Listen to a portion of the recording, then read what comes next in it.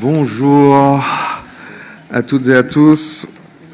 On va commencer cette deuxième table ronde. Quel levier face aux besoins de financement à long terme? Une table ronde plus policy que la précédente et avant le Fireside Chat. Donc à midi, on a donc 1 heure. Sébastien Raspiller, secrétaire général de l'Autorité des marchés financiers, ravi de modérer cette table ronde avec donc à ma gauche Emmanuel Mouret, président du directoire de LBP Asset Management, et Benoît Grisoni, directeur général de Bourse-Banque, et à ma droite Pauline Channet, qui est chargée de mission au sein de l'équipe Union des marchés de capitaux de la DG FISMA de la Commission européenne, et Olivier Pan, président de la Fédération française des associations d'actionnaires salariés et anciens salariés, la FAS. La table ronde précédente, on a été riche et on peut en tirer de nombreux enseignements. Cette table ronde souhaite s'inscrire dans les leviers concrets qu'on peut imaginer, avec tout d'abord le chantier, je ne sais pas s'il faut l'appeler ainsi, la stratégie de Savings and Investment Union, nouvelle dénomination de l'Union des marchés de capitaux, avec la communication de la Commission en mars dernier, et puis les premiers livrables qui commencent à arriver. Je vais donc laisser la parole à Pauline pour nous présenter en quelques mots les grandes lignes de cette stratégie. Merci, Monsieur le Secrétaire Général. Bonjour à tous. Donc, pourquoi une stratégie sur l'union de l'épargne et de l'investissement? La réponse est assez simple, parce que l'Union européenne en a besoin. Les rapports de M. Draghi et les rapports de M. Noyer et de M. Letta, que nous aurons donc la chance d'entendre après cette table ronde, ont mis en lumière les risques à venir si nous ne prenons pas en mesure pour établir la compétitivité de l'Union européenne, y compris dans le secteur financier. Donc les risques que l'Union européenne ne soit pas en mesure de concurrencer les autres blocs, notamment les États-Unis et la Chine, les risques que nos entreprises continuent et malheureusement de plus en plus à chercher des financements dont elles ont besoin en dehors de l'Union européenne, le risque de ne pas être en mesure de fournir les revenus dont nos citoyens ont besoin, notamment au moment de la retraite, et nous en avons parlé dans la première table ronde, et les risques de ne pas disposer des financements dont l'Europe a besoin pour faire face à la double transition digitale et environnementale, mais aussi dans le secteur de la défense. Donc cette stratégie que nous avons publiée le 19 mars dernier est vraiment une des priorités de la Commission européenne pour ce mandat. Elle est nécessaire parce que nous avons besoin d'un système financier solide, dynamique, notamment pour faire face aux risques que je viens d'évoquer. Nous en avons besoin parce que nous avons besoin d'un secteur financier compétitif, y compris au niveau mondial. Nous en avons besoin pour faire en sorte que les entreprises trouvent leurs sources de financement en Europe. Nous avons besoin évidemment du côté investisseur pour qu'ils choisissent l'Union européenne et plus largement pour que les citoyens européens soient en mesure de mobiliser leur épargne vers des investissements plus productifs. Maintenant, peut-être juste un tout petit mot sur les différences avec les derniers plans sur l'Union des marchés de capitaux. 3 différences majeures, parce que vous savez, la Commission européenne avait publié des plans sur l'Union des marchés de capitaux en 2015, en 2020. Donc 3 différences majeures par rapport à la stratégie qui a été publiée le 19 mars dernier. Premièrement, évidemment, la situation géopolitique. En 2015, lorsqu'on a publié le premier plan sur l'Union des marchés de capitaux, l'Union européenne comptait encore 28 États membres, les États-Unis étaient plus considérés comme un partenaire que comme un concurrent, et la sécurité de l'Union européenne n'était pas menacée. Donc cette nouvelle situation géopolitique crée une nécessité de renforcer la compétitivité de notre secteur financier et rapidement, et ça se reflète dans la stratégie par l'ampleur des mesures qui sont proposées, mais aussi par l'urgence du calendrier. La majorité des mesures que nous proposons dans la stratégie vont être livrées par la Commission européenne en 2025, donc dès cette année ou l'année prochaine. C'est aussi, par rapport à l'Union des marchés de capitaux, c'est une stratégie holistique. On a voulu englober l'ensemble du secteur financier, donc pas seulement l'Union des marchés de capitaux, mais aussi le secteur bancaire. Elle repose sur des piliers généraux, les citoyens, l'investissement, l'intégration des marchés financiers et la supervision. Et un dernier point, de différence et que cette fois-ci, dans la stratégie, l'accent est mis sur la nécessité d'une action coordonnée, sur le fait que le succès de cette stratégie repose sur une coordination des décideurs politiques, évidemment des régulateurs et du secteur privé. Il s'agit donc d'une responsabilité partagée entre notamment les États membres et les institutions européennes. Merci beaucoup, Pauline. Peut-être, Benoît, pour commencer, le tour des 3 autres intervenants, vos constats au quotidien concernant justement les choix d'investissement des épargnants et salariés. Quels sont les produits qu'ils demandent? Parce qu'après, on verra donc comment ça peut s'accorder ou pas et qu'est-ce qu'il faut faire dans ce cas pour que ça s'accorde avec la stratégie de Savings and Investment Union. Nous, ce qu'on constate, étant donné qu'on est aujourd'hui, on a à peu près un peu moins de 8 millions de clients en France, ce qu'on voit dans les comportements, on va dire, les comportements qui ont le plus changé ces derniers mois et dernières années, c'est vraiment une forte augmentation de l'attrait vers les produits d'investissement, c'est-à-dire tout ce qui est les comptes titres, et notamment les PEA, mais de manière très significative. Les volumes ont grosso modo triplé à partir de 2020 et le Covid, par rapport à ce qu'il était en 2019. Et vous voyez, sur la dernière année, on est à pratiquement un doublement par rapport à l'année précédente sur les métriques qui sont le nombre d'ordres, le nombre d'ouvertures de comptes. Donc il y a un vrai engouement et une vraie augmentation de l'activité sur cette partie-là. Une fois qu'on a dit ça, il faut prendre un peu de recul quand même.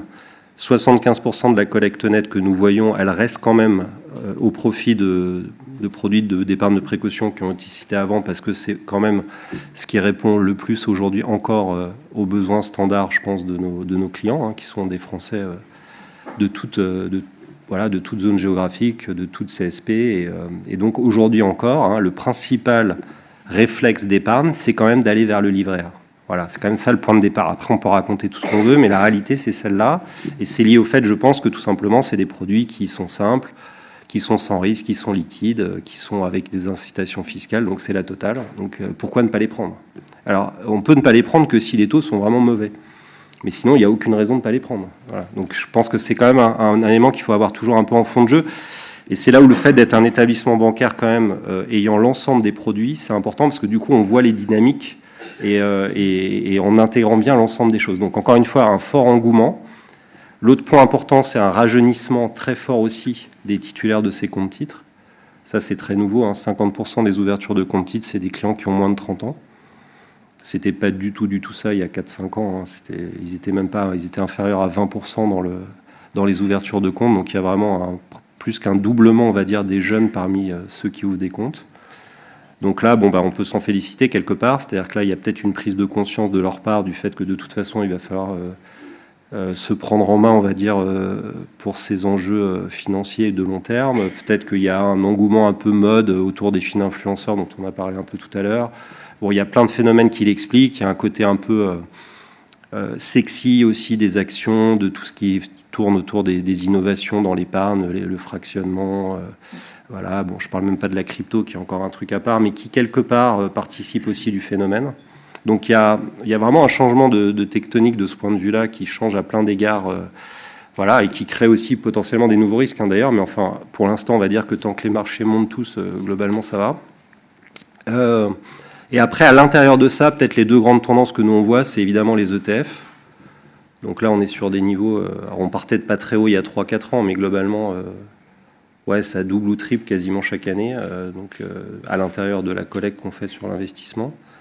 Donc là, ça répond un peu au point de tout à l'heure sur les frais. Je pense qu'il y a les frais, il y a la simplicité aussi pour, en tout cas, certains de ces produits. Il faut se méfier parce que l'ETF, il y a un peu de tout quand même. Enfin bon, on va dire que pour ceux qui sont simples, il y a la simplicité, il y a les frais, il y a le fait que c'est intégré aussi dans des produits un peu packagés. Donc ça cartonne. Deuxième grande tendance, c'est vrai que les marchés américains bénéficient pas mal de ces flux d'investissement aujourd'hui. Et là, là, on retombe dans... évidemment, c'est des marchés plus performants. Donc ça, c'est quand même la raison numéro 1. La deuxième, c'est que c'est les entreprises qui sont de plus en plus utilisés par nous tous, et à commencer par nos clients les plus jeunes. Donc comment voulez-vous, enfin l'action et le fait d'aller dans l'investissement, un des réflexes principaux qu'on oublie aussi, je pense parfois, c'est qu'on achète aussi les actions des entreprises qu'on utilise, qu'on consomme, qu'on aime, plutôt que celles qu'on déteste, quoi, et donc ou qu'on n'utilise pas. Et, non, mais ça paraît bête, mais en fait c'est un peu le point de départ aussi. Et donc il y a un effet aussi un peu vertueux, ou plutôt pour nous Après, on ne va pas rentrer dans des débats trop politiques, mais enfin, bon, ça interpelle quelque part, parce que du coup, ça s'auto-alimente, tout ça. Donc, c'est un peu les deux grandes tendances qu'on voit, si on doit détacher vraiment des choses un petit peu dans ce qu'on voit. Voilà, pour démarrer. Merci beaucoup. Et vous pouvez ne pas vous interdire les débats politiques. Non, mais c'est filmé. Sûr. Emmanuel, peut-être, de votre point de vue. Oui, bonjour à tous. Moi, je vais vous parler de ce qu'on voit dans... Alors, Bourse-Banque et l'aspect digital fait qu'en effet, il y a bien une demande de celui qui va sur la plateforme pour acheter des produits. Mais la majorité des Français qui passent par des intermédiaires, ce n'est pas une demande, c'est une offre. Ce n'est pas une demande. On leur offre des produits. Et quels sont ces produits? Et c'est peut-être ça qui est intéressant, en fait. Donc, il me semble que les consommateurs de produits financiers, en fait, écoutent ce qu'on leur dit et donc investissent dans ce qu'on leur propose, avec évidemment des variétés qui sont très vastes. Et évidemment, donc les tendances de fonds que l'on observe au sein d'un grand réseau bancaire qui est le mien, mais aussi via des clients CGPI, c'est pas compliqué, hein, c'est des produits structurés de façon massive et de façon exponentielle, avec un marketing qui est extrêmement performant, hein, qui promet, qui s'intéresse à la première année de rentabilité, en fait, en oubliant tout le reste, en oubliant que on peut avoir une très bonne rentabilité, puis ensuite être investi en fonds monétaires qui ne rapportent pas beaucoup pendant très longtemps, et in fine, la rentabilité globale n'est pas la même. Donc il y a les fonds structurés d'un côté, les MTN, les fonds dette, etc., qui vraiment font un carton. Je crois que la collecte, l'an dernier, c'était 54 milliards, hein, c'est massif. Il y a bien sûr la gestion passive. Alors dans la gestion passive, il y a les fonds indiciels, il y a les ETF. L'intérêt des ETF, c'est que c'est aussi des titres qui cotent en continu par rapport aux fonds, et dans l'aspect de savoir à quel prix j'achète quelque chose ou à quel prix je le vends, je pense en effet que la partie ETF, c'est-à-dire sécurisation du fonds, elle a son importance. Et cette gestion passive, c'est essentiellement, encore aujourd'hui, de la gestion dite indicielle, qui est basée sur des indices qui sont majoritairement américains, en effet, et ça c'est le point qui vient d'être fait, où ce que ne réalise pas le consommateur, enfin ce qu'on ne dit pas à nos investisseurs, c'est dans quoi ils investissent, c'est-à-dire à quoi ça sert finalement, et qu'est-ce que va financer, quels sont les sous-jacents des structurés, quels sont les sous-jacents de la gestion passive, qui sont donc des indices, et massivement aujourd'hui, on voit que les indices globaux, c'est 70%, la zone US, c'était moins de 50% il y a quelques années, et ça ne cesse de s'accroître. Donc je pense qu'il y a un petit disconnect entre ces produits-là, qui en surface sont les produits phares, et la compréhension de ce que financent ces produits réellement, et des géographies qu'ils financent. Voilà. En tout cas, l'autre chose peut-être, et ça, sur les tendances, c'est la désaffection sur les fonds traditionnels, aussi parce que le sujet a été bien posé précédemment. C'est vrai qu'il y a un sujet de frais, il y a un sujet d'incentive, donc il y a des frais qui sont élevés, et la gestion passive, qui est une promesse assez simple, hein, on vous vend un indice, l'indice au moins on le connaît, tous les soirs à 20h, on en entend parler au journal, c'est simple. Alors que de la gestion active, on ne sait pas bien ce qu'il y a dedans, on ne sait pas bien comment est fait le stock picking quand il s'agit de gestion action, etc. Donc il y a une vraie désaffection, donc des grosses tendances de collecte sur ce que les deux grands sujets que je viens de vous citer, et donc une vraie désaffection sur la gestion active au sens large, et action évidemment en particulier. Et une complète méconnaissance, une complète incompréhension, et j'ajoute une forme d'opacité sur la compréhension du partage de la valeur, hein, très fort, les EMTN, alors l'opacité sur... Au moins, le fonds, dans un prospectus, on voit combien ça coûte. Les EMTN ou les fonds, les produits structurés, enfin, on ne voit pas bien ça. Donc, je pense qu'il y a la couche en surface, et puis il y a le sous-jacent, qui n'est sans doute pas compris. Mais en tout cas, dans les tendances, voilà ce qu'on observe. J'ajoute peut-être un autre point quand même. On a parlé du PER et du non-coté. Je crois que ça, c'est la bonne nouvelle. Alors certes, on a pu dire que le PER, enfin, tous les avantages fiscaux ne sont pas très attractifs, etc. Mais en réalité, la bonne nouvelle du financement du non-coté, c'est qu'en fait, les besoins de financement, on en a parlé sur l'Union des marchés de capitaux, c'est d'abord des entreprises, c'est du non-coté en fait. Le financement d'entreprises cotées est très faible. C'est le non-coté qu'il faut financer, et donc pouvoir, de mon point de vue en tout cas, offrir une capacité de financement du non-coté et de pouvoir capter ce financement via l'épargne des ménages, c'est sans doute très, très bien, c'est sans doute prometteur. Évidemment, les problématiques de liquidité qui ont été citées sont là. Et donc, on ne peut pas à la fois vouloir faire du long terme et avoir de la liquidité immédiate. Et ça, c'est le point que Benoît vient de faire. C'est vrai que cet aspect de liquidité est très, très puissant. Merci beaucoup, Emmanuel, pour ce panorama très large. Peut-être Olivier, sur l'actionnariat salarié, peut-être un peu plus généralement sur l'épargne salariale. Ça a été notamment cité dans le rapport d'Américo Letta comme un vecteur important pour la mobilisation de l'épargne au service du financement de l'économie européenne. Mais votre point de vue d'utilisateur et de promoteur? Oui, mais c'est sûrement que c'est un fort levier si on zoome à l'intérieur des entreprises, puisque ça commence par là. On parlait d'un marché d'offres, finalement. C'est bien les dirigeants qui décident de partager leur capital avec les salariés lorsqu'on parle d'actionnariat salarié.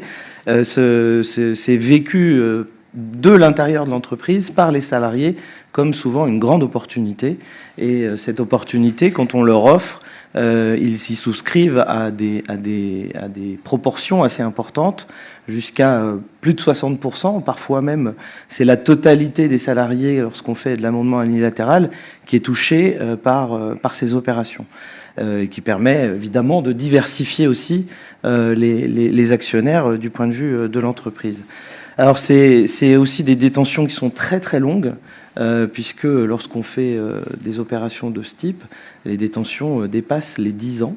Donc ça permet aussi d'avoir des capitaux qui sont stabilisés, et puis parfois c'est même carrément toute la vie. On parlait tout à l'heure de qu'est-ce qu'on fait après la retraite. C'est les actionnaires salariés, c'est aussi les anciens salariés. C'est pas sûr qu'on liquide à l'arrivée de la retraite. J'avais des échanges avec des personnes qui disaient l'allongement de la vie et la dépendance fait que finalement il y a des nouveaux réflexes par rapport à ça. Mais si je reviens sur le financement des entreprises, nous ce qu'on souhaite, c'est que à la fédération, et ça avait été repris aussi par Bruno Le Maire, c'est que 10% des capitaux soient détenus par les salariés. Alors c'est un chiffre qui est important. Si on regarde le CAC 40, ça fait quand même 200 milliards qu'il faut mobiliser. Ça représente aujourd'hui 71 milliards les encours de l'actionnariat salarié. Et si on regarde le baromètre que nous avons justement publié hier sur le CAC 40, quand on regarde les documents d'enregistrement universel, on est à 4%, on a passé la barre des 4% sur le CAC 40 et on est à 2% sur le reste du SBF 120. Donc, d'abord, c'est de la progression, donc on peut s'en féliciter parce que je rappelle que pour le maintenir et le développer, il faut que les gens y restent. S'ils partent, et ça peut être aussi en fonction des restructurations ou des besoins de financement des ménages. Donc c'est des opportunités pour eux. Et d'ailleurs, lorsqu'on regarde le montant qui est mobilisé à chaque opération, c'est des sommes qui sont assez importantes. Ça va, on le voyait aussi, c'est environ 2400 à 2500 euros. Certaines années, ça monte à 3000 euros. Il faut mobiliser ce montant-là pour avoir en plus souvent 1000 euros d'abondement, si je regarde les baromètres. Donc c'est des belles vacances, des opportunités de vacances qu'on décide de mettre dans de l'épargne longue. Et c'est de l'épargne de patience. Cette épargne de patience, on l'oublie un peu souvent. Et c'est pour ça que ces versements qui deviennent finalement de l'épargne à versement intermittente, je pense qu'on a un gros travail à faire, et ça commence par les entreprises, pour qu'elles soient régulières. Régulières parce qu'il faut qu'on y pense. Alors on y pense tous les jours en regardant l'action. Et puis alors là, ça peut démoraliser. L'action monte ou baisse. Il faut regarder regarder bien en avant et regarder le cap. Et les informations qu'on peut donner aux actionnaires salariés, et je précise, un actionnaire salarié, c'est avant tout un actionnaire. C'est pas avant tout un salarié qui est un actionnaire. C'est un actionnaire qui est salarié, donc qui doit avoir le même niveau d'information que les autres actionnaires. C'est pas toujours le cas, d'ailleurs. Il y a beaucoup d'efforts à faire dans les sites Internet des entreprises. Et souvent, c'est des sites Internet qu'on ouvre pour les opérations, qu'on referme après, et donc c'est un peu oublié. Et si je raccroche avec notre mobilisation, finalement, c'est du financement aussi de ces entreprises. Et puis, on a monté un indice à la FAS qui s'appelle l'indice de la fédération, l'indice FAS-IAS, et qui démontre aussi la performance des entreprises qui mobilisent l'actionnariat salarié. Alors un indice, on en parlait, c'est fait pour être répliqué aussi, et donc de pouvoir ensuite partager ces bénéfices-là sur du long terme. Merci beaucoup Olivier. Peut-être Pauline, ces premiers constats donnés par des professionnels ou des épargnants actionnaires salariés vous laisse-t-il penser qu'il y a matière à travail dans la SAIU pour la mobilisation de l'épargne? Oui, alors déjà, nous sommes dans une phase d'écoute actuellement, donc je prends tout en ce moment parce qu'on est en train de construire les différents piliers de la stratégie que nous avons publiés en mars dernier. Peut-être ce qui me fait réagir sur 2 points, 2 mesures qu'on met en place dans la stratégie. Le premier, c'est sur le plan d'épargne et d'investissement, donc sur l'expérience acquise dans certains États membres, et notamment la France, ont pu montrer, donc aussi comme ça a été dit, que les comptes d'épargne et d'investissement peuvent stimuler la participation des particuliers sur les marchés de capitaux, en particulier lorsque ces comptes sont assortis d'incitations appropriées. Et donc dans la stratégie SAIU, nous prévoyons la publication de recommandations sur le sujet en 2025 pour les bonnes pratiques, pour qu'ils soient mis en place également dans tous les États membres de l'Union européenne. Nous travaillons également sur ces recommandations avec la Direction générale Taxe Sud. Donc, ces recommandations comprendront un volet fiscal. Peut-être un petit point aussi sur ce sujet, et ça avait été mentionné en introduction. Notre commissaire, Maria Luisa Albuquerque, dans un discours du 5 juin dernier, a fortement soutenu le label Finance Europe, qui donc a été lancé par un groupe d'États membres, dont la France au début de ce mois. Ce nouveau label, il doit aider les épargnants européens à améliorer le rendement de leur épargne en les fléchant vers les investissements qui financent les entreprises européennes. Et donc, comme je le disais aussi en introduction, cette stratégie SAIU, elle requiert une combinaison d'actions européennes et une combinaison d'actions nationales. Et ce label Finance Europe en est un parfait exemple. Dans son discours, notre commissaire soulignait également qu'il serait utile de mener ces initiatives dans les domaines où il est plus difficile d'harmoniser au niveau européen, notamment le droit des titres, le domaine fiscal et le droit de l'insolvabilité. Effectivement, c'est un beau programme. Merci beaucoup, Pauline. En droit des titres et droit de la fiscalité, je pense qu'on va aller, vu les interlocuteurs, sur des terrains un petit peu moins ambitieux, mais peut-être plus court terme, pour justement, ce qui est frappant quand même, par rapport aux tendances que vous avez décrites, Benoît, Emmanuel, Olivier, c'est le fait qu'il y a une appétence qui va diriger vers des produits qui peuvent être quand même liquides. Alors, l'articulation avec le long terme dans ce cadre, comment se fait-elle? On a déjà abordé ce sujet dans la première table ronde, mais là, peut-être d'un point de vue praticien, pour vous, déjà, est-ce que c'est un objectif d'inciter davantage au long terme, ou est-ce que vous prenez ce que vous demandent les clients? Et deuxième point, si c'est un objectif, comment effectivement essayer de faire évoluer les choses, soit par le conseil, vous l'avez évoqué Emmanuel, soit par la mise en avant de produits. Enfin, je pense qu'on est très intéressé dans la salle pour avoir votre vision sur ces sujets, c'est-à-dire comment faire évoluer les choses par rapport à une vision spontanée plutôt court-termiste, en tout cas favorable à la liquidité. Peut-être Benoît pour commencer. Ouais, merci. Oui, on est forcément long terme en fait. D'abord parce que c'est l'intérêt de nos clients. Nos clients sont très jeunes, donc on est particulièrement, je pense, sensible chez Boursorama à ce sujet parce que on a des clients. Je parlais tout à l'heure de ceux qui ouvraient des comptes titres, mais dans les 1,5 million de nouveaux clients qu'on recrute par an depuis maintenant plusieurs années, plus de 60% à moins de 30 ans. Donc c'est l'objectif de long terme. Il est intrinsèque au fait de suivre aussi l'évolution de ses clients.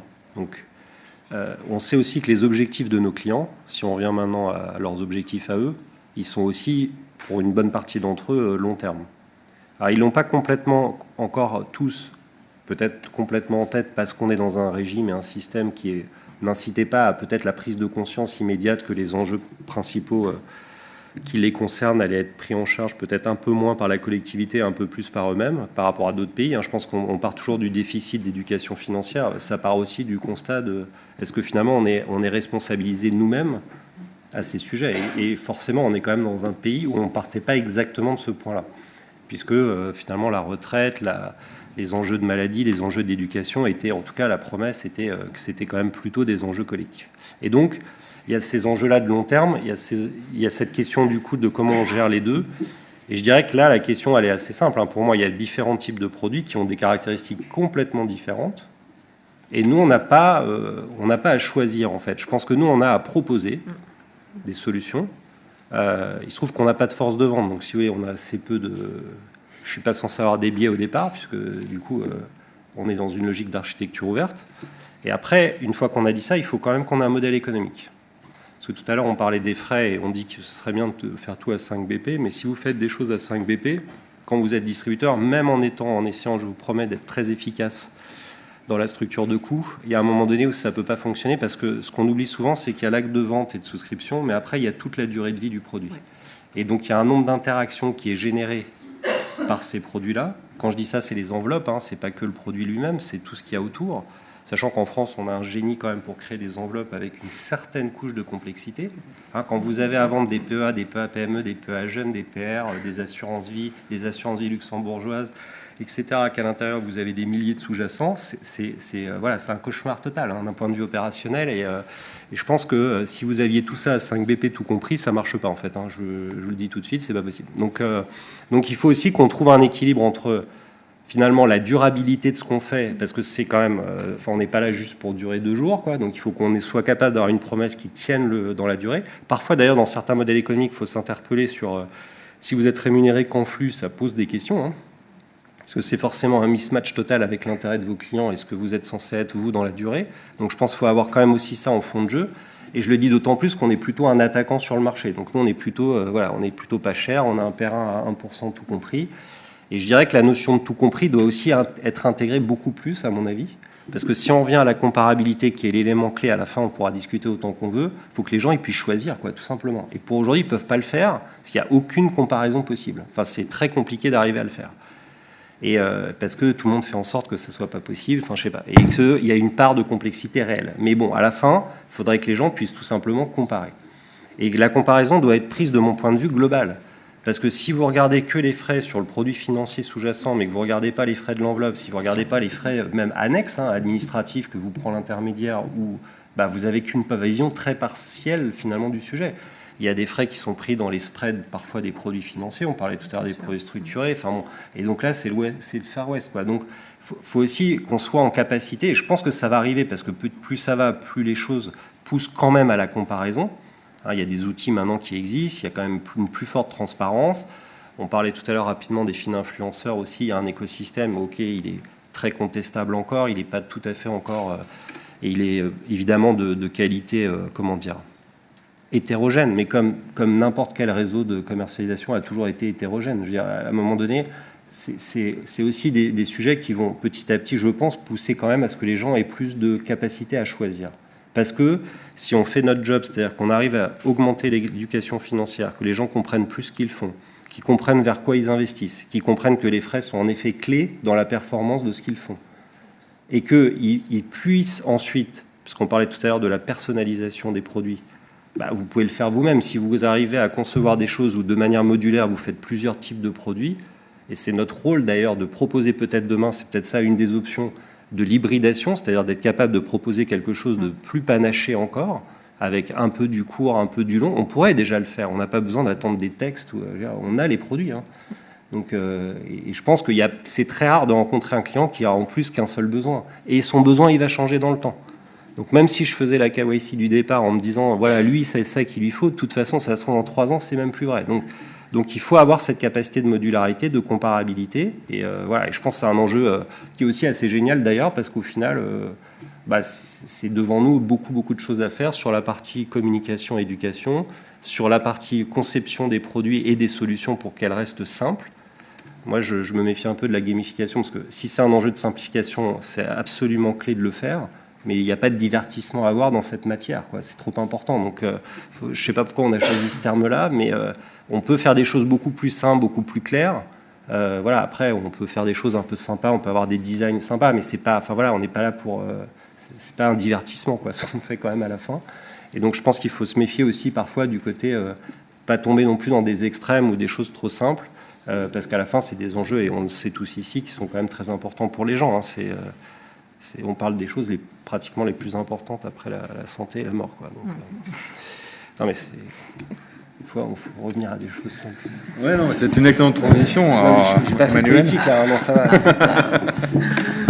Non, moi je partage ce qui est dit là, la simplicité est clé. Ensuite, peut-être pour compléter sur les frais, et ce n'est pas, je sais très bien ce que c'est que des ETF à 5 points de base. Alors déjà peut-être, si on revient sur ces chiffres-là de frais, sur les OPCVM actions, c'est 1,02 bips de frais en moyenne, et la gestion passive action, c'est 20 points de base. Donc on n'est pas non plus sur des trucs si éloigné que ça, mais c'est plus pour qu'on ait en tête des ordres de grandeur. Alors, à quoi servent ces frais au-delà des sujets administratifs? C'est qu'ils servent également à financer des choses extrêmement importantes pour nos économies, qui est la recherche sur les entreprises. Aujourd'hui, les small et mid-cap, en Europe, il n'y a plus de recherche sur ces entreprises. Pourquoi? Parce que, en fait, d'abord, les fonds sont plus petits, ils ne sont pas dans les indices qui sont utilisés dans la gestion passive parce que les fonds sont trop petits. Et donc, notre gestion pas chère, indicielle, mécaniquement, elle nous entraîne vers une concentration sur des très grosses valeurs. Je crois qu'une valeur aujourd'hui en 2024, en 2023, c'était l'enquête du Financial Stability Report, c'est 3,5%, une valeur du total des portefeuilles actions. 3,5%, c'est juste colossal. Donc en fait, il faut qu'on soit aussi très attentif à comprendre que les frais, c'est aussi un enjeu économique pour faire vivre des tissus industriels qui ne sont pas capturés par les grands indices qui mécaniquement nous téléportent, alors évidemment vers des géographies qui ne sont pas les géographies européennes, loin s'en faut, et sur des très très grosses concentrations. D'ailleurs, c'est bien normal parce que quand on aime les GAFAM parce qu'on les utilise tous les jours, bah oui, on a envie d'investir dedans, on est très content. Voilà. Donc j'enlève cet aparté sur le sujet des frais, mais c'est aussi à ça que ça sert. Ensuite, je crois que sur les moyens, puisque la question c'est qu'est-ce qu'on peut faire de façon concrète, pour moi il y a deux choses extrêmement claires, c'est-à-dire qu'il ne faut pas opposer ce qui est liquide et ce qui ne doit pas l'être. Il faut en faire des compléments. C'est-à-dire qu'en fait, c'est du conseil, tout bête, et c'est finalement ce que chacun d'entre nous, je pense, pratique, en tout cas dans cette salle, c'est certain, mais pas que. Il faut en effet une épargne de précaution, c'est évident, donc il faut conseiller d'aller sur ces livrets A, ces structures qui sont extrêmement liquides, bien sûr qu'il faut en avoir. Et puis, il faut apprendre à nos épargnants à créer de l'épargne long terme. Et là, il y a sans doute quelque chose qui n'est pas suffisamment mis en avant aujourd'hui, qui est, on l'a un tout petit peu touché, c'est le versement programmé tous les mois à tout petit montant dans des véhicules d'épargne long terme. Pourquoi ça c'est important? Parce qu'en fait, c'est pas vécu comme quelque chose de compliqué dans le porte-monnaie de l'épargnant, on parle de petites sommes. C'est mis de côté volontairement, on sait qu'on n'y touche pas, puis par ailleurs on a son épargne de précaution en cas de coup dur. Et ça, l'autre intérêt, c'est de lisser, évidemment, les effets marchés qui montent et qui baissent. Donc, c'est sans doute, dans le cadre d'une éducation financière qui est éminemment perfectible, un des meilleurs conseils que l'on puisse offrir à nos clients. Tous les mois, mettez 10 € dans quelque chose qui sera évidemment tax efficient, bien sûr, puisque ça, on adore en France. Mais, et le PER, en cela, il est intéressant. Mais les contrats d'assurance vie font florès, ils continuent d'être explosifs. Le PER, évidemment, a une croissance verticale, mais quand on part de zéro, on ne peut que faire ça. Il faut que ça continue. Mais le versement programmé, de mon point de vue, est une très bonne façon d'amener les épargnants vers le long terme, tout en leur conservant une forme de liquidité sur des supports qui sont faits pour ça. Voilà, une réponse concrète. Non, merci beaucoup, c'est une forme de nudge.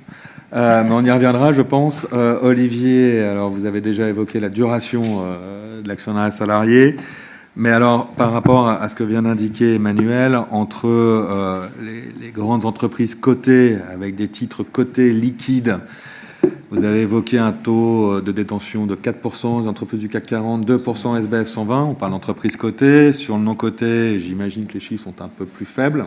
On voit bien les problématiques qu'il y a derrière. Mais est-ce que c'est un espoir perdu ou est-ce que c'est quelque chose que vous promouvez? Et plus généralement, sur cet aspect de financement des tissus industriels qui sont hors des grands indices, hors de la cote sans doute, est-ce que vous avez des éléments à nous indiquer? Alors moi d'abord, je suis naturellement extrêmement positif, donc oui, bien sûr, c'est forcément un objectif qu'il faut qu'on poursuive. Encore une fois, les 10% en cap, c'est important, et d'ailleurs on souligne souvent que dans les stratégies des entreprises, il ne faut pas oublier de mettre un chiffre à ces stratégies d'épargne ou d'actionnariat salarié. D'ailleurs, ça fait un lien aussi avec les frais, parce que dans les entreprises, je me permets une insertion quand même, parce que dans les entreprises, l'épargne salariale est souvent pris en charge, les frais sont souvent pris en charge par les entreprises, donc on est un peu dans le groupon des frais, hein, puisque c'est la direction qui négocie ces frais avec le gestionnaire. Et ça, d'ailleurs, je pense que les épargnants n'en ont pas toujours conscience. D'ailleurs, quand c'est des grandes entreprises, ils n'ont pas conscience que le net de leur épargne, enfin de leurs bénéfices, en plus de la fiscalité qui est très favorable, c'est aussi les frais qui sont mis. D'ailleurs, à ce propos, souvent, on propose de les mettre dans les BSI, hein, les fameux récapitulatifs de rétribution des salariés. Je ferme la parenthèse, mais c'est aussi des efforts de diversification. La diversification, c'est important, puisque quand on parle d'actionnariat salarié, on est obligé de faire des fonds diversifiés en même temps c'est de manière très évidente, et en France, on peut se féliciter aussi de protéger nos épargnants sur ce sujet-là. Cette diversification, la question, c'est où part l'argent. Dans des grandes entreprises, quand on diversifie les fonds, il ne faut pas oublier aussi de regarder la Maison France, si je peux me permettre.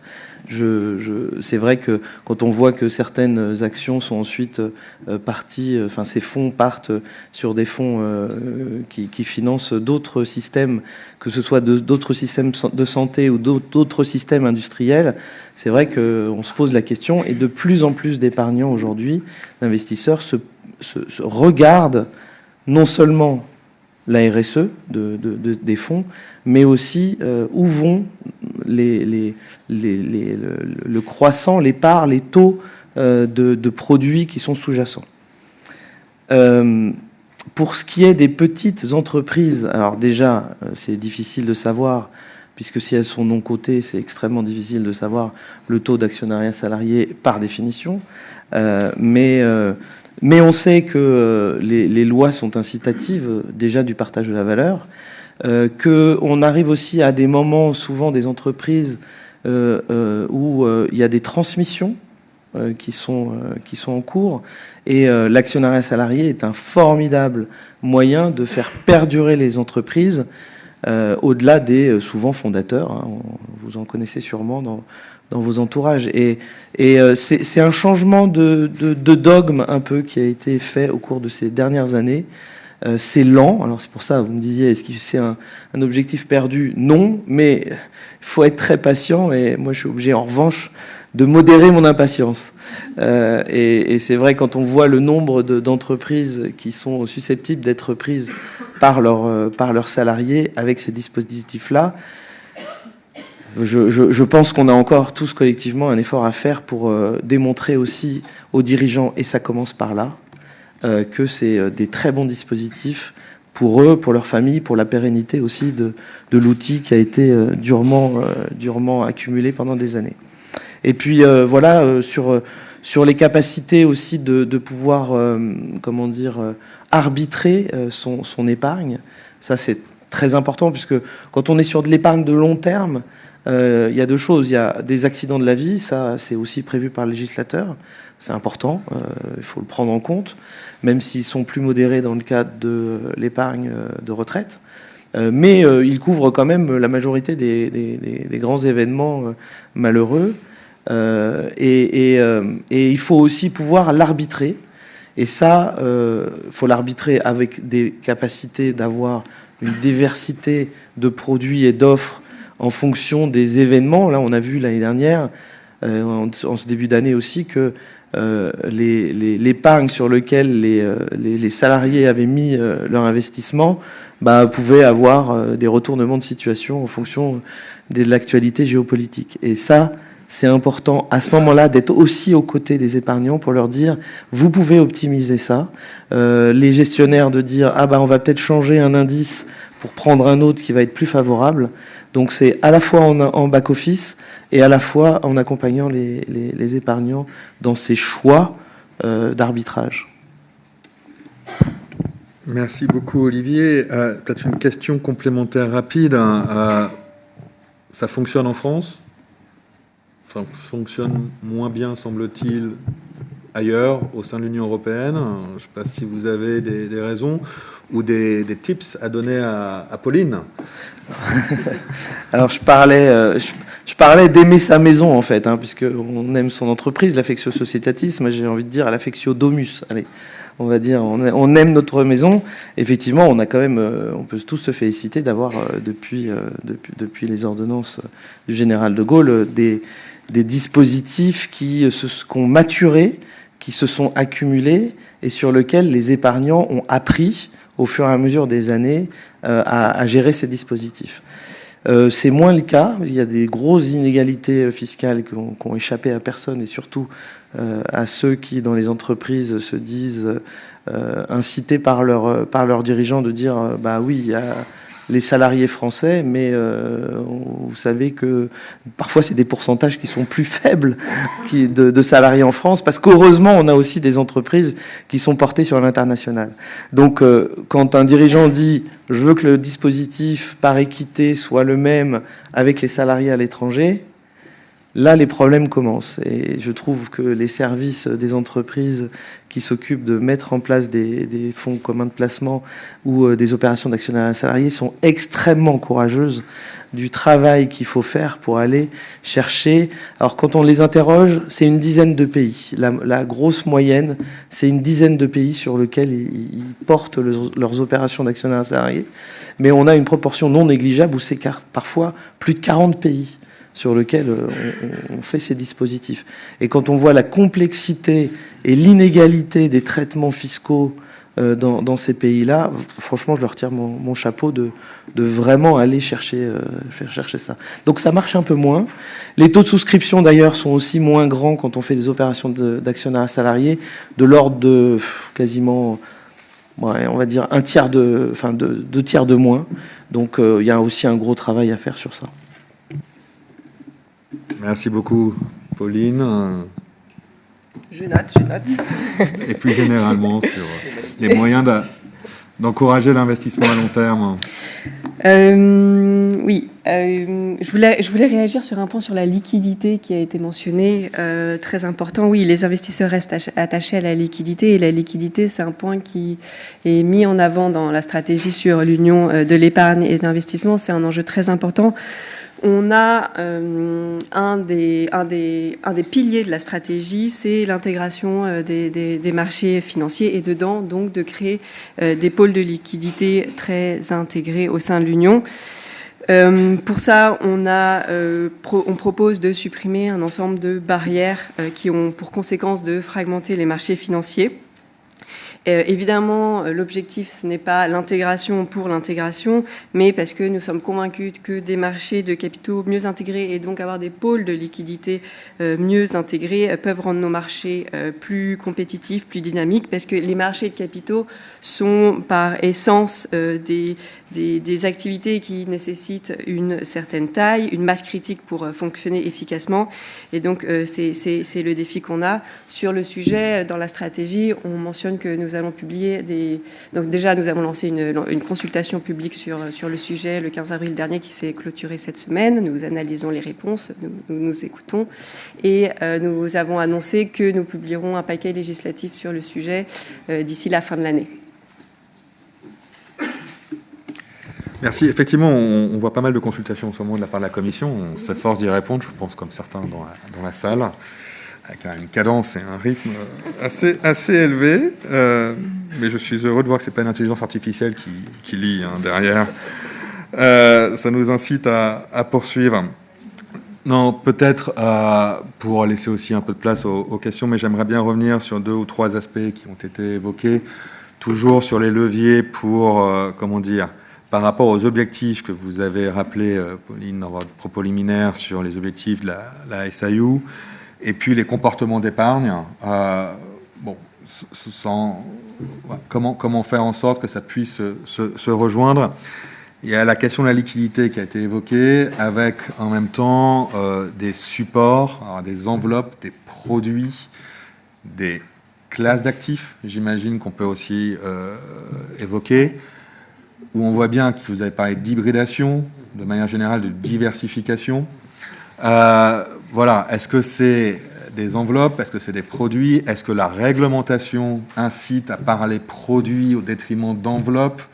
Enfin, tout un tas de questions possibles et imaginables. Moi, j'ai en tête la consultation que vient de lancer l'ESMA et puis que préside Marianne sur la simplification de qualification du parcours client. Mais est-ce que ce type de choses rentre là-dedans selon vous? Moi, j'ai aussi en tête, j'avais participé à une table ronde mardi dernier, quelqu'un qui disait les clients, alors, notamment les jeunes, mais pas que, ils vont vers des produits simples aussi parce que la complexité, ils se disent qu'il y a un loup, donc ils vont se faire avoir. Même, voilà. Donc, dans les comportements, j'imagine que vous faites beaucoup d'analyses.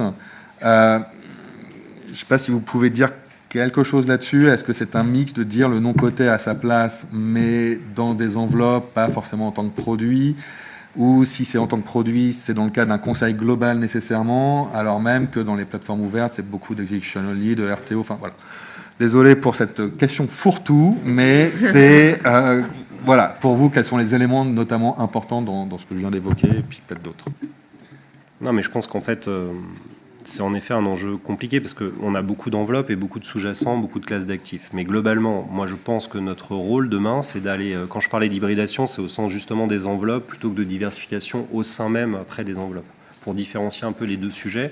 Et c'est vrai qu'on a une logique nous-mêmes en tant que distributeur, probablement trop produit, pris un par un, en fonction d'ailleurs aussi des évolutions, puisque le PER 1 a été remis totalement... suite à la loi Pacte, comme étant aussi un produit qui était assez nouveau finalement, avec dans sa capacité à gérer les choses un peu différemment. Et donc moi je pense que par rapport aux besoins de nos clients, il est hyper important qu'on arrive à trouver de la place pour finalement chacun de leurs besoins, avec cette notion de modularité, de capacité aussi à s'adapter à la situation, et de leur permettre en fait d'avoir de l'optionnalité finalement, parce que et pour revenir au non-coté précisément, on voit tous qu'on a cet enjeu de se dire finalement ce serait quand même bien d'essayer de faire matcher un tout petit peu plus l'épargne et puis nos entreprises qui ont besoin de financement. Et c'est vrai que de ce point de vue-là, la LIV a apporté déjà un premier élément qui était intéressant, parce que finalement, si de manière assez proportionnée, c'est dans un panache finalement de gestion plus globale, finalement ça permet un peu de désacraliser le problème, parce que si on avait dû le vendre strictement, c'est juste pas possible, c'est inaccessible en montant, c'est des disclaimers à n'en plus finir, donc bon, il n'y a aucune chance qu'on en propose en fait, c'est pas possible. Et la durée en plus fait tout de suite peur, donc quelque part il y a vraiment un problème. Le fait d'essayer de l'intégrer finalement avec une quote-part à l'intérieur d'une gestion plus globale, ça peut fonctionner. Après, par contre, ça a des impacts, puisque ça a un impact quand même sur le niveau de risque du produit, ça a un impact sur les frais, pour revenir à ça quand même, puisque à la fin, c'est des gestions qui sont quand même plus coûteuses, peut-être trop d'ailleurs, mais en tout cas, ça vient alourdir au final un petit peu le package global. Donc voilà, donc notre enjeu pour nous, c'est vraiment d'arriver à se dire, tout est sur la table, que ça, on parte du livret A, on finit avec le compte type PEA. On a parlé tout à l'heure, et c'est vrai que c'est un point très important, des versements programmés. Nous, 50% des gens qui font des plans d'épargne retraite font un versement programmé. Mais nous, on était contents du chiffre, mais est-ce que c'est bien finalement 50%? Est-ce que c'est normal que la collecte dans ce produit soit encore à 80% faite entre octobre et décembre? Bon, finalement, c'est pas tellement... Donc, en fait, à un moment donné, tout est un peu... On n'en est qu'au début, disons. Donc, on a encore un gros effort à faire. Et moi, je continue à dire, nous, notre enjeu principal, c'est un enjeu d'éducation initiale. Il faut vraiment qu'on s'améliore sur l'information, toute la notion autour du conseil, les outils, des outils de simulation pour pouvoir projeter ces objectifs d'épargne de long terme. Il y a des choses maintenant qui permettent de faire vraiment des simulations en intégrant la complexité des produits sans que ce soit vu du client. Et je pense que notre étape à nous après, c'est vraiment d'arriver à faire de la multi-souscription, d'arriver encore une fois à faire en sorte que quand le client arrive, ne soit pas mis dans un rail où c'est forcément tel produit ou tel autre. En fait, dans la plupart des cas, on se rendra compte qu'en étant capable finalement de moduler la part d'investissement, en étant capable de mettre du programmé, pour potentiellement des versements ponctuels, on peut arriver à finalement à remplir un peu tous les objectifs en se laissant des portes de sortie potentielles pour le client, en fonction de l'évolution de sa situation, en fonction de ses besoins. Et en fait, on a les choses. Simplement, c'est vrai qu'elles sont assez compliquées aujourd'hui et elles sont vues d'un point de vue probablement un peu réglementaire, un peu vu du distributeur, un peu opérationnel, un peu trop comme des rails. Et donc finalement, on part dans des logiques peut-être plus produits. C'est vrai, historiquement, on aurait besoin probablement de prendre un peu de recul et d'avoir une vision de conseil plus globale qui intègre l'ensemble de ce qu'on est capable de proposer. Après, si on regarde les choses objectivement, il y a tout. Enfin, je veux dire, moi, je peux très bien proposer de faire des livrets bancaires, je peux faire des livrets réglementés. Ensuite, on peut très bien avoir une part dans un PE avec un saving plan et un épargne programmée. Aujourd'hui, chez Boursorama, vous pouvez avoir un plan d'épargne retraite. Et finalement, pourquoi opposer tout ça, finalement ? Je pense que pour 100% de mes clients, je peux quasiment leur proposer d'ouvrir ces 4 produits-là avec à l'intérieur une question qui est plutôt liée à la proportionnalité de ce que je vais leur proposer. Mais aujourd'hui, c'est pas comme ça que ça fonctionne vraiment encore. Donc c'est à nous aussi de nous améliorer dans l'amont, tout ce qui est l'information, la communication, et ça ne veut pas dire perdre les gens, au contraire, c'est d'essayer de leur expliquer tout ça, les emmener vers des choses qui soient totalement transparentes, à la fois sur les frais, à la fois sur vers quoi c'est investi. C'est pour ça qu'après, il faut raisonner en perf-net, il faut être capable aussi de restituer nos résultats communs, et ensuite, il faut que les produits ils soient panachés, et qui permettent finalement de répondre un peu à tous les besoins. Et après, on s'adapte en fonction de ça. Et le client est tout à fait capable de le comprendre, je pense. Donc voilà, moi je reste assez optimiste. Je pense qu'on a vraiment une panoplie aujourd'hui qui est très large et qui permet de faire beaucoup de choses. Très large, pas trop large. Alors, Emmanuel, peut-être même question avec un focus. Vous avez évoqué les actions fractionnées ou le fractionnement, les versements programmés avec des tout petits montants. Et ça me pose la question aussi des actions fractionnées notamment ou des produits fractionnés qui a émergé, on voit des acteurs, mais avec une diversité de modèles sous-jacents et de modèles juridiques aussi. Voilà, je ne sais pas si c'est une problématique pour vous. Oui, alors c'est vrai que c'est peut-être pas la plus grosse des problématiques, en fait. Je pense que moi, je rejoins pas mal ce que dit Benoît, je vais peut-être le formuler différemment. Aujourd'hui, on a une foultitude de produits, une foultitude de dispositifs fiscaux. On a des manufactureurs de produits qui ont plein d'idées. Et autant je pense que le financement du non-coté ouvert aux particuliers est important, autant je pense qu'il y a aussi danger. Il faut qu'on soit attentif à ce que l'on offre dans les portefeuilles des particuliers. Voilà. Donc, moi, je n'aborderai pas le sujet sous un angle produit, en effet, parce que je crois qu'on a tout ce qu'il faut. Mais si on regarde ces produits, ce qui aujourd'hui n'est pas compris, c'est ce que sont ces produits les uns par rapport aux autres. On a parlé avant, je ne sais plus qui, de la comparabilité des produits, la compréhension de, quand on achète un produit, à qui profite le crime quelque part, où est-ce qu'on investit avec cet argent. Donc je crois que cette compréhension-là, elle est essentielle.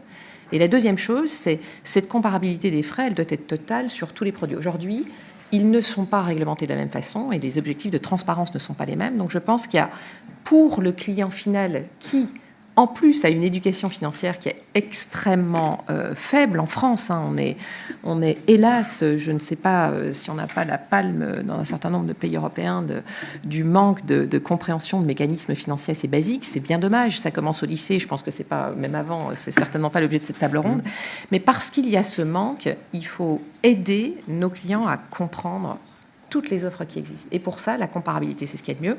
On a de plus en plus d'intelligence artificielle qui vont nous aider à bien décortiquer tout cela et en fait à rendre plus de transparence finalement et plus de compréhension, parce qu'une fois de plus, il y a les enveloppes et il y a les sous-jacents.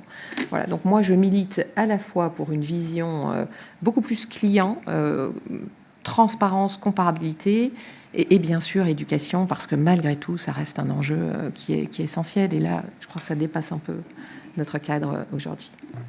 Ça sera peut-être le mot de la fin pour Pauline, mais avant ça, Olivier, l'éducation justement au côté actionnariat salarié, est-ce que pour vous ça fonctionne bien? Est-ce que c'est un vecteur? Est-ce que le rôle d'un intermédiaire, entre l'intermédiaire financier, je pense qu'on a bien vu, mais peut-être l'intermédiaire entreprise, ça joue un rôle?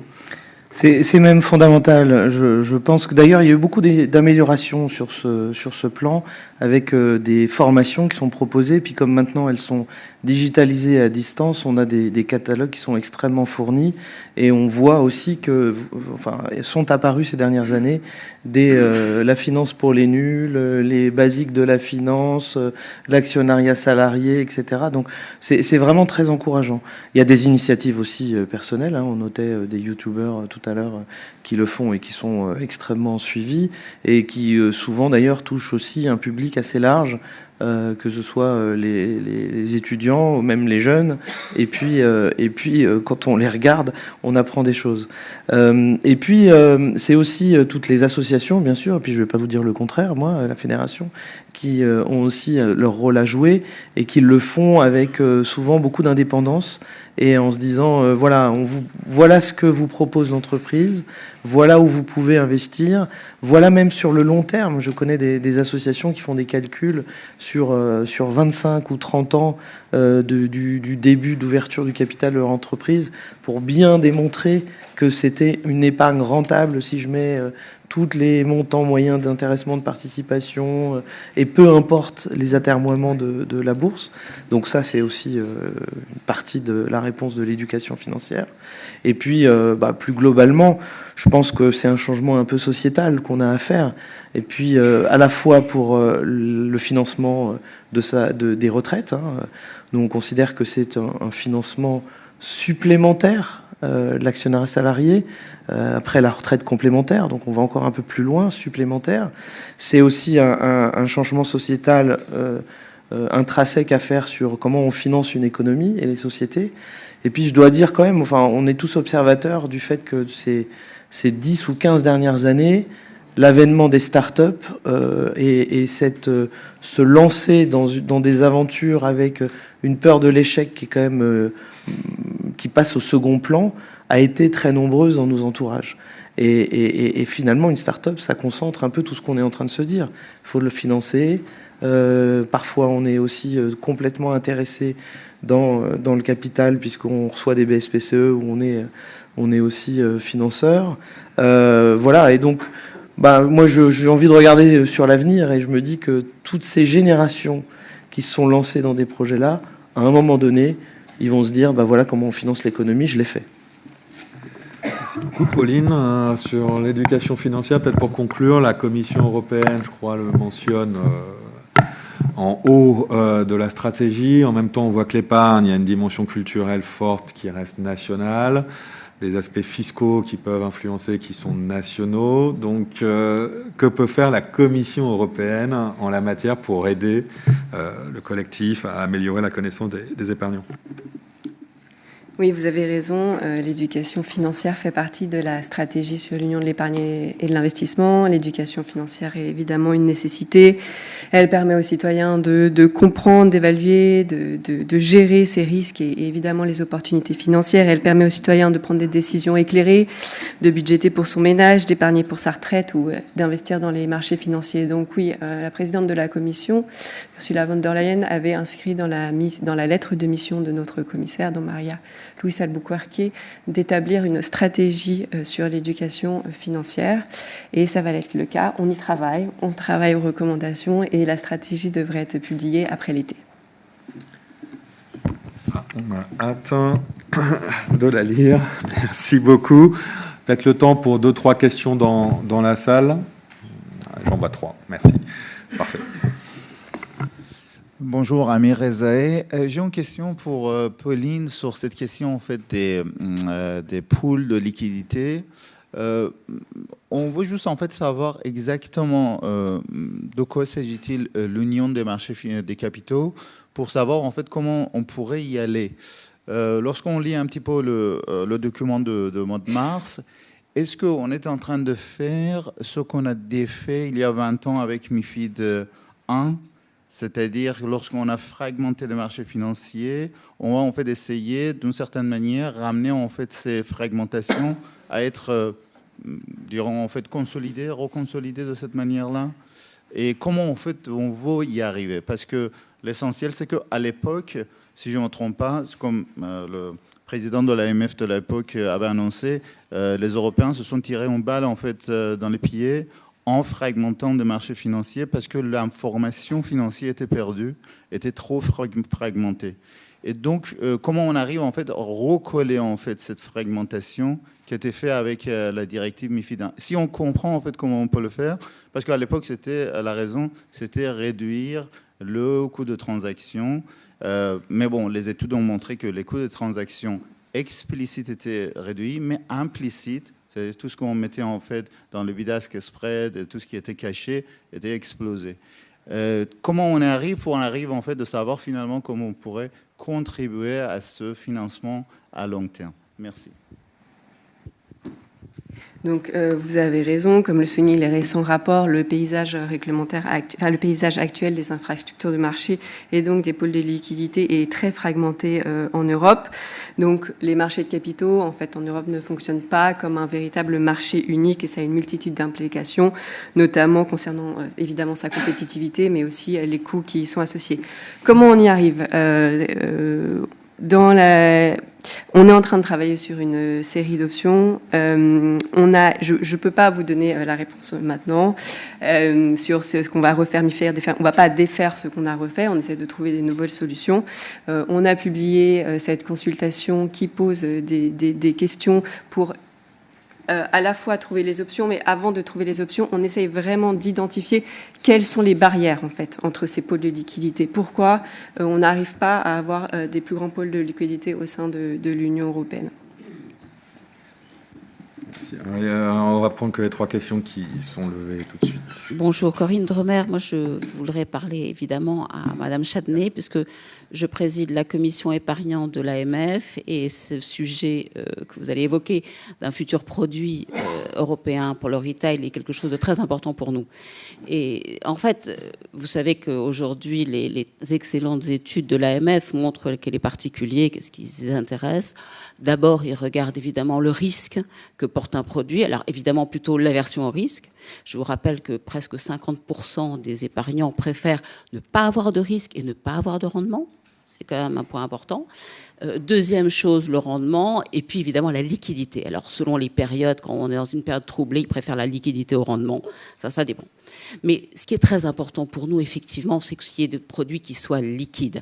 On parle beaucoup aujourd'hui des produits du non-coté, du private equity, mais c'est vrai que ça, c'est des produits qui sont bien, mais plutôt pour des gens qui ont beaucoup d'épargne et qui peuvent faire évidemment de la diversification. Mais pour l'épargnant lambda, la liquidité, c'est vraiment un point important. On a parlé évidemment... Tout le monde souhaite qu'il y ait des produits qui soient des produits d'investissement de long terme, et en particulier le débat précédent, un intervenant a parlé des produits structurés. On s'aperçoit que les produits structurés, dans une période favorable de marché, ce sont des détentions très courtes, puisqu'ils sont autocollés au bout de 2 ans. Donc on n'est pas du tout sur un produit de long terme. Or, le produit de long terme liquide, évidemment, c'est une martingale qui est une martingale vraiment souhaitée. Qu'un épargnant, même quand il y a un problème de marché sur les actions, puisse rester et attendre que le problème, que l'activité économique remonte. On cherche évidemment de la simplicité, parce que Boris Vallée a dit tout à l'heure qu'effectivement, la complexité participe de l'opacité et puis du problème derrière qui sont les frais. Et effectivement, on espère qu'il y ait de la transparence. Et enfin, parce que ça, vraiment, sur les frais, ça fait partie de nos sujets récurrents, il faut de la transparence. Et puis, dernière chose, il faut aussi de la comparabilité. Si le produit est simple, l'épargnant peut facilement arriver à avoir des présentations dans les documents commerciaux qui permettent de comparer. Voilà, donc c'est un petit peu cette martingale-là, long terme, en action, simplicité, transparence, comparabilité. C'est vraiment les choses que l'on espère et qu'on attend. Voilà. Merci. Alors, Claude Rénal, puis après on reviendra. Oui, Claude Rénal. Simplement, une question donc à Madame Chadney. Évidemment, parce que je vais vous dire, je suis rentré à la commission des finances du Sénat il y a 11 ans maintenant. Mais je me souviens que ma première table ronde, c'était sur l'union des marchés de capitaux. Comment dire ? La seule chose qui est changée, c'est le nom. C'est un peu dur. c'est volontaire, c'est pour piquer un peu, pour avoir une réponse. Alors j'entends bien qu'on va avoir une réponse bientôt sur la manière de faire. Je m'en réjouis. Cela étant dit, vous avez l'air de rien listé un certain nombre de points. Très rapidement, vous avez arrêté d'ailleurs très vite, parce qu'il y en a tellement. Mais vous avez dit le droit des titres, une paille. Le droit fiscal, une autre paille. La question, vous ne l'avez pas trop évoquée, mais évidemment, de la question du suivi réglementaire au niveau européen, du régulateur européen. Troisième sujet. Bon, il y en a plein comme ça, de sujets difficiles, tous. Donc ma question est simple. Est-ce que vous envisagez, et est-ce qu'il est d'ailleurs envisageable, parce que je ne sais pas, qu'il y ait finalement une espèce de démarrage d'un marché de l'épargne qui soit fait par quelques pays qui démarrent l'opération pour en sortir, charge aux autres de venir vers nous éventuellement. Quelle est votre idée là-dessus ? Oui. Alors, je l'ai évoqué un petit peu, je crois, lors d'une de mes interventions. Il est très clair dans la stratégie de l'Union et de l'investissement qu'il s'agit d'une action coordonnée. Dans la stratégie, on insiste sur le fait que le succès de cette stratégie, elle ne peut pas reposer uniquement sur les actions de la Commission européenne. Elle repose à la fois sur les actions de la Commission européenne, mais sur l'ensemble des acteurs, sur les actions qui sont prises au niveau national également, et dans le secteur privé. Il y a eu déjà ce genre d'action que vous mentionnez par des groupes d'États, de différents États membres, celui du label Finance Europe qui a été lancé. Nous soutenons toute initiative dans la mesure où elle respecte le partage des compétences entre l'Union européenne et les États membres, dans la mesure où elle répond aux objectifs de la stratégie de l'Union de l'épargne et d'investissement. La Commission a accompagné et a été accompagnée par exemple ce projet Finance Europe, mais c'est évidemment les États membres partenaires, enfin, en l'occurrence les 7 États membres sur le sujet, qui sont responsables de ces initiatives et qui sont responsables de leur mise en œuvre. Merci. La dernière question pour monsieur qui la réclame depuis le début. Merci. J'ai un constat par rapport justement à la comparabilité des frais entre les différents supports. On a eu la réglementation MiFID qui a maintenant mis les relevés annuels de frais. Ensuite, on a eu les DDA. Je vous invite à comparer un relevé entre un assureur et un autre. Parce qu'en fait, ce sont des produits français. Donc en fait, on a essayé d'importer de la réglementation au niveau européen pour essayer de l'implémenter sur des produits français. C'est impossible de comparer.